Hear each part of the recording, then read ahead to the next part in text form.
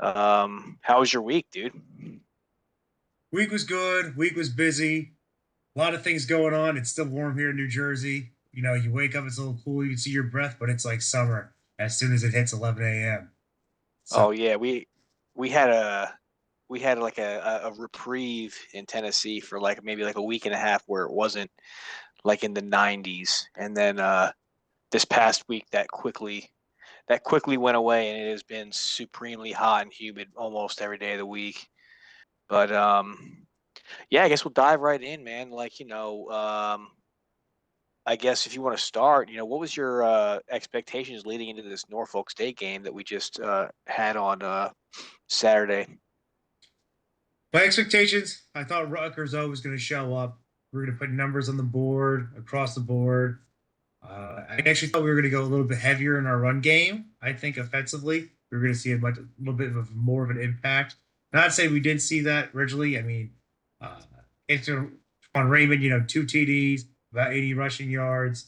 I mean, Jashawn Benjamin too. He had average over 5 yards per carry, and he had over 60 rushing yards too.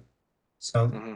nothing I saw as far as anyone breaking the century mark, but I Yeah, we expected we did to talk have. about that though. We talked about that I think last pod of the first one is that with this stable of running backs, I think we're going to be hard pressed, like we said, to find us like a consistent century mark back. It's going to be a collective effort, I think. Yeah, and I saw CJ Campbell only getting one carry, I think. So I don't know if that was because of injury, Yeah, yeah, he got hurt and changing he the was he rotation. was he got hurt the first that very first carry, and then he was done the rest of the game.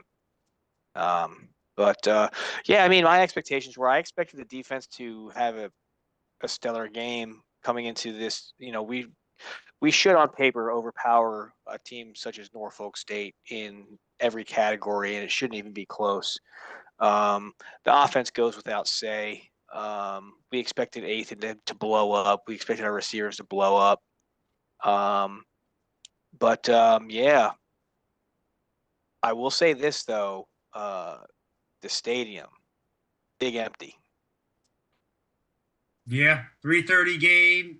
Usually later too for most Rutgers games, like against a Norfolk State, which usually historically you're seeing some of those non-conference games against Norfolk State. Like when it's not opening week on a Thursday, it's a noon game. So 3:30, I was Yeah, expecting it to be a little more packed. I mean, the student section was the most packed area, and even there was a little empty. I mean, the yeah. I mean, students. I was like watching when the camera always pans out the plays because obviously I couldn't make it back for the game living in Tennessee, but it just seems like the recurring theme through the first three has been just a litany of empty seats, which I don't know how I feel about it. Kind of concerning, but hopefully we can get it turned around once the Big Ten conference schedule starts next Friday or this upcoming Friday rather. I agree, and I think that's something Rutgers athletics has always not struggled with. I think in the OA area, there's always like way more packed seat. Hmm. The stadium was more packed, and then the permanent expansion in the Southgate. So sometimes you think in retrospect, if the stadium would have been louder or had more impact, if we still had the horseshoe or that U shape. Yeah, The student section, I think, still holds, closer to around 15,000. And they expanded that permanently because we kept going over capacity, at games, which I think originally the stadium held 47,000 before that expansion, yeah. a little bit more, 47.5, and now I think it is in the 60s or high 50s. Yeah, I mean, obviously, we're gonna have to make significant changes to even try to approach, like a Penn State or an Ohio State or a Michigan. But sometimes it just makes me think, like, are have we shifted or are we? I can't say we shifted, but are we trending in the correct direction towards like the precip of like an '06, '07, '08 trajectory, or are we kind of just fumbling around in the mud, just trying to scratch the surface and keep our head above water? It's tough. I feel like when I was in high school, we had that Brian Leonard, Ray Rice, Mike Teal, Mm-hmm. the McCourty brothers, Kenny Britt, like era.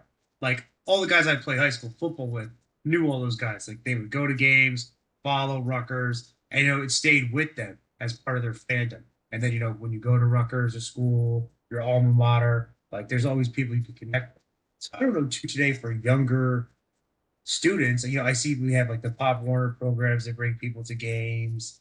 Uh, I see high school students, and sometimes with high school games, it's hard because you're not playing on Friday night, you're playing on Saturday. You probably can't Mhm. make a college home game.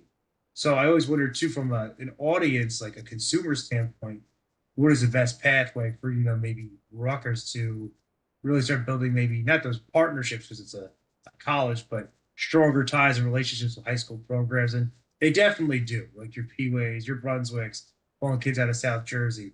But I mean, more regularly, where we could really start building that consumer fan base again, or having kids want to go to Rutgers. And I think it's tough because Rutgers is such an academic research institution, but it's really the only big state school for football in New Jersey.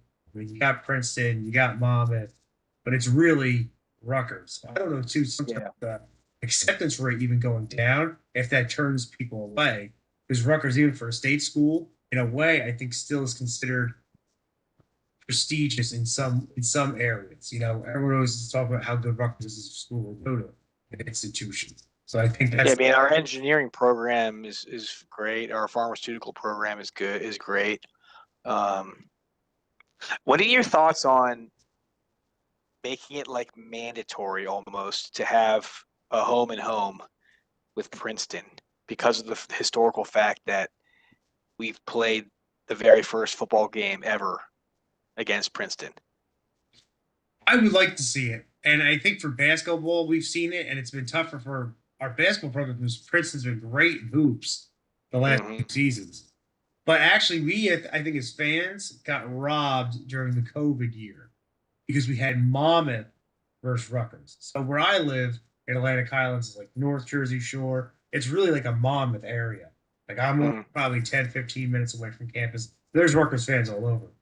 I mean, Monmouth too, moving out of that like D1 double A view into like that they think they are D1 legit for football, and them actually putting out guys like your Miles Austin. I think he actually bought property not too far from where I live.